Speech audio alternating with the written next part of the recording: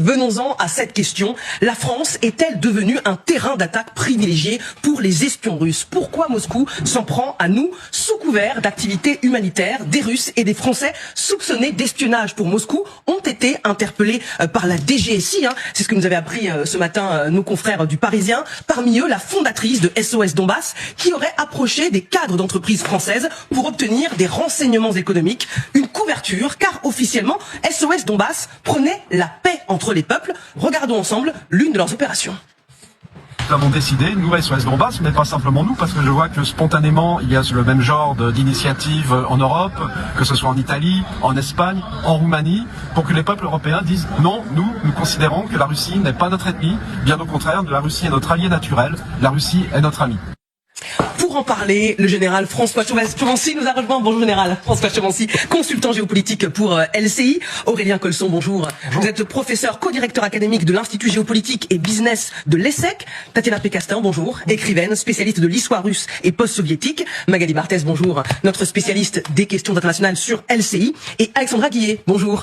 Journaliste au service police-justice de TF1 LCI. Eh bien justement, Alexandra, que sait-on de ces 4 personnes, russes et franco-russes, qui ont été mises en examen et qu'est-ce qu'on leur reproche?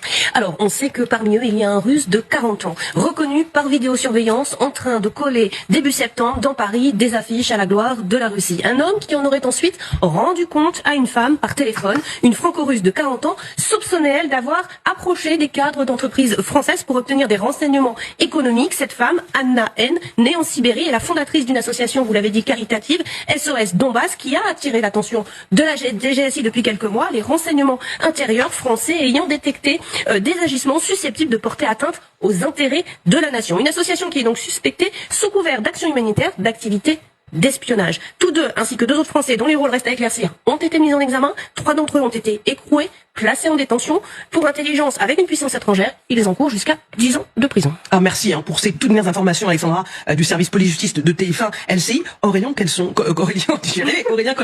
La France est-elle devenue un nid d'espions russes? Hélas, je pense que ça n'est pas nouveau. Ça fait très longtemps que la Russie a développé un répertoire de correspondants. Certains sont ceux qu'on appelle les idiots utiles, qui vont complaisamment répéter des éléments de langage du Kremlin.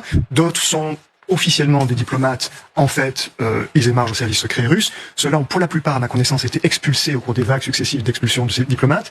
Mais il reste des agents qui sont sur place et qui sont de nature. Il y a à la fois des malfrats qui vont être recrutés sur le darknet et qui, en échange de quelques centaines d'euros, vont aller peindre des croix de David ou des mains rouges sur des monuments ou mettre des cercueils sous la Tour Eiffel. Et puis, il y a de véritables agents qui sont là, installés dans des ONG, peut-être encore ailleurs,